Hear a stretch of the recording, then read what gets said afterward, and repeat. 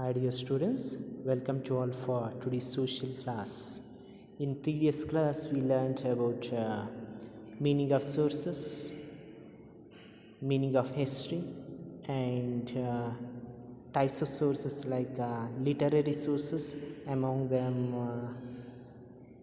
oral literature, written literature we learned. In today's class we will see archaeological sources. Archaeological sources. Got it? Listen carefully. Archaeological sources are divided into four types. The archaeological sources can be divided into how many types? Four types. Let's see now. Inscriptions, coins, monuments, and other ruins. Archaeological sources are available not only on the surface of the earth but also hidden deep in the depths of the earth. The hidden things in the earth are dug out by using scientific methods. This process is called as excavation. Harappan civilization came to light only due to the process of excavation. During excavation, ruins of buildings, inscriptions, coins, terracotta pieces, bangles, seals, beads, bone pieces, metal, and other have been found. These are analyzed by applying various scientific methods to understand the life of people of those times. Listen, dear students, the archaeological sources are available not only surface of the earth but also hidden deep in the earth. Got it? The archaeological sources available not only or the archaeological sources obtained not only surface of the earth but also hidden deep in the earth. Got it? The hidden things in the earth are dug out by using scientific methods. This process is called as excavation. It's very important. What do you mean by excavation? The hidden things in the earth are dug out by using scientific method. This process is called as excavation. Got it? Got it, dear students? Okay.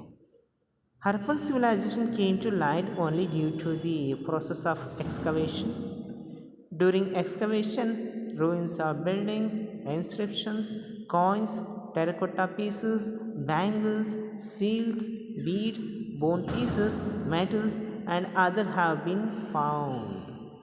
During the excavation, what we found? What they found?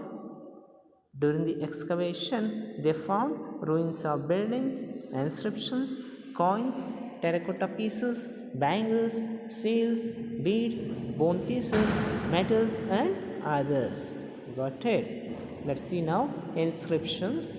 Inscriptions means engraved writings. Inscriptions means what? Engraved writing. Got it? Inscriptions are written on stone or rock, metal, ivory, terracotta, and other materials, as those have a direct relationship with an events. Got it? Listen. Inscription means what? Inscription means engraved writings. The inscriptions are written on stone, rock, metal, ivory, terracotta, and other materials that last longer. Got it? Inscriptions are more reliable as they have a direct relationship with events. Got it? The inscriptions has direct relationship of that events. Let's see now examples. Ashoka's inscriptions are the earliest inscription found in India. It was the earliest inscription in India. The Ashoka inscription is an earliest inscription in India. Got it? Most of his inscriptions are written in Brahmi script. Script means language. Got it? Their language is Prakrit. Thousands of inscriptions are found in Kannada, Telugu, Tamil, Sanskrit, Prakrit languages. Listen, thousands of inscriptions are found in Kannada, Telugu, Tamil, and Sanskrit and Prakrit languages. Samudragupta's Allahabad pillar inscription, Immadi Pulakeshi's Aihole inscription, Kharavela's Hathigumma inscription, and other inscriptions portray the military achievements of then rulers. The Uttarameruru inscription narrates the rural administration of Chola kings. Apart from this, many political, social, cultural, economic, educational, religious aspects are reflected on these inscriptions. Let's see now coins. So the coins are small in shape. They contain many important aspects. Listen, the coins are small in shape. You know, right? The coins are small in shape. They contain many important aspects. Let's see now what are the aspects the coins are contains. They are helpful in understanding the geographical extent of the ruler. Listen, the coins are helpful in understanding the geographical extent of the ruler kingdom who minted the coins. Got it? They also aid as in knowing the language of administration. The coins also aid means help us in knowing the language of administration. Titles means awards that the kings possessed, their religion, economic conditions of the times, and metal technology of the particular kingdom.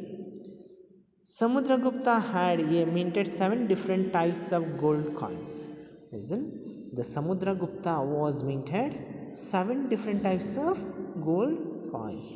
Based on the pictures on those coins, it is said that Samudragupta is a lover of music and he had conducted Ashwamedha Yaga too. Got it? Gautamiputra Shatakarni got the name of Nahapana erased on his coins and engraved his name on them. This supports the view that Gautamiputra had defeated Nahapana.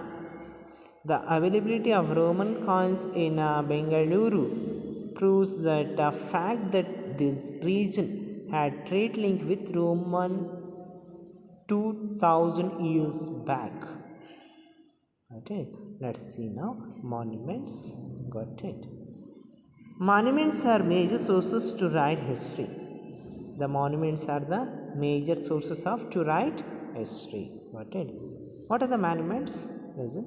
Palaces, temples, forts, and pillars, etc. are the monuments only.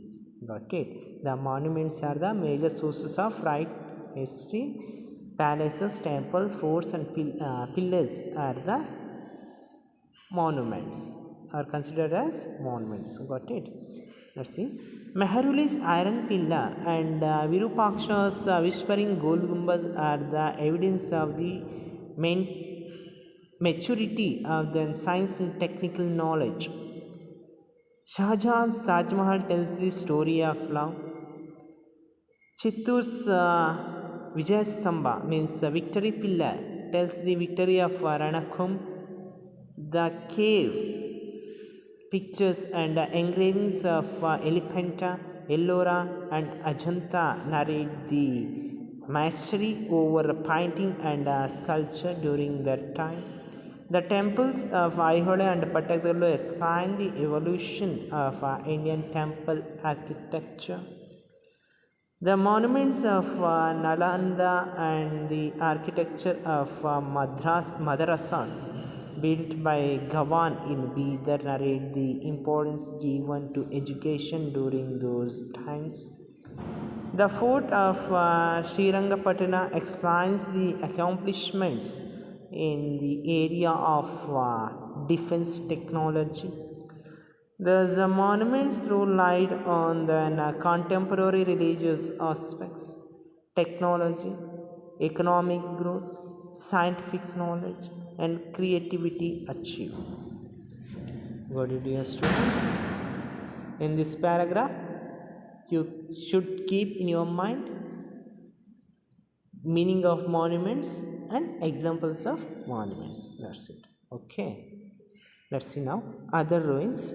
Based on the various pieces of terracotta, bangles, beads, and seals procured during the examination, one can understand the socio-cultural, economic, political, and religious life of the people.